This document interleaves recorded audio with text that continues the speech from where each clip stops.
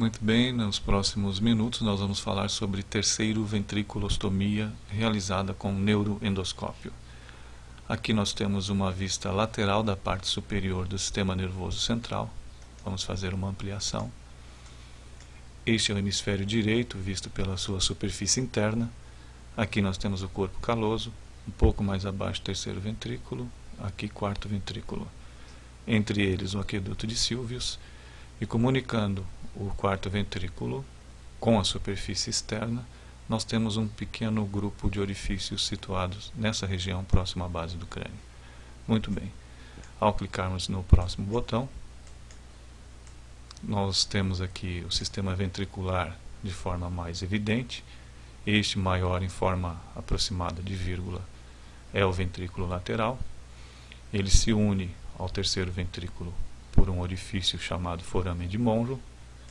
Mais uma vez falando, o terceiro se une ao quarto através do aqueduto de Sylvius, e finalmente o quarto se une à superfície externa de cerebelo, cérebro e medula através de um grupo de orifícios situados nessa região. Muito bem.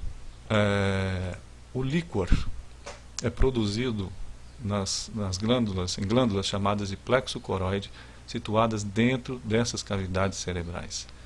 Portanto, o plexo coroide correspondente ao ventrículo lateral produz líquor que preenche a cavidade e passa ao terceiro ventrículo através desse orifício.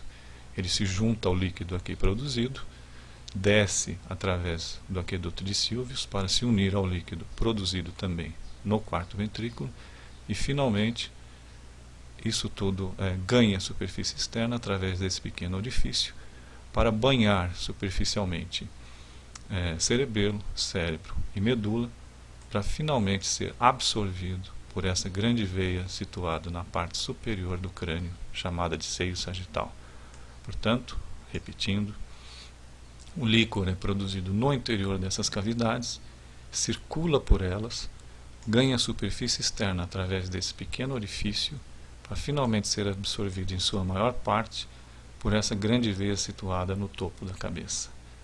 A produção de líquor é constante e a absorção também é constante. Portanto, estamos falando de uma situação de equilíbrio dinâmico. Se a produção é constante, fica fácil compreender o que poderia acontecer em caso de uma obstrução ao livre trânsito desse líquido. E é o que nós vamos simular a seguir, provocando o fechamento dessa região, provocando o fechamento do aqueduto de Sylvius. Veja o que acontece. Aqui está. O bloqueio do aqueduto de Sylvius fez com que o líquido produzido no ventrículo lateral e no terceiro ventrículo não pudessem mais chegar ao seu orifício de saída natural, que seria aqui embaixo, próximo à base do crânio. O que ocorreu foi o acúmulo desse líquido, comprimindo o cérebro contra a superfície interna do crânio. Muito bem. A terceira ventriculostomia, vamos fazer mais uma ampliação, é uma técnica que visa proporcionar uma saída alternativa a esse líquido represado no terceiro ventrículo e no ventrículo lateral.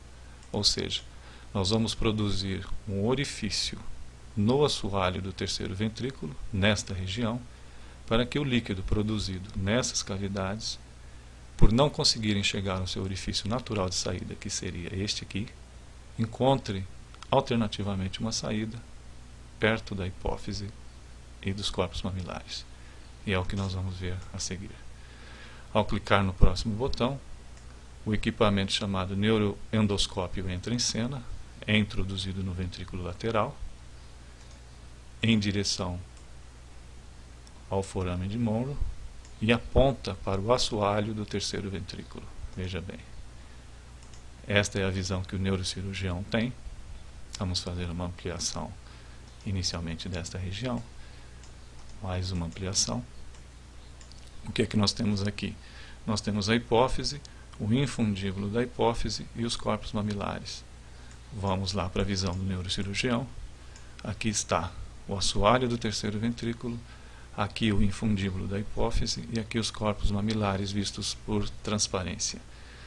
Estas estruturas formam um triângulo, no interior do qual o neurocirurgião realizará o orifício para a saída desse líquido represado. Vamos voltar à visão panorâmica. Aqui está. Ao clicar no próximo botão,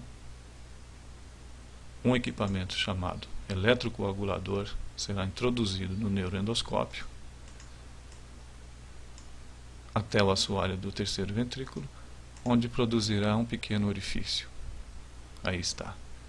Veja que o líquor já começa a sair do interior das cavidades. O próximo passo é a introdução do chamado catéter em forma de balão, com o intuito de ampliar o diâmetro desse orifício. Aí está. Veja que o mesmo orifício realizado no assoalho do terceiro ventrículo pode ser visto aqui também na visão do neurocirurgião.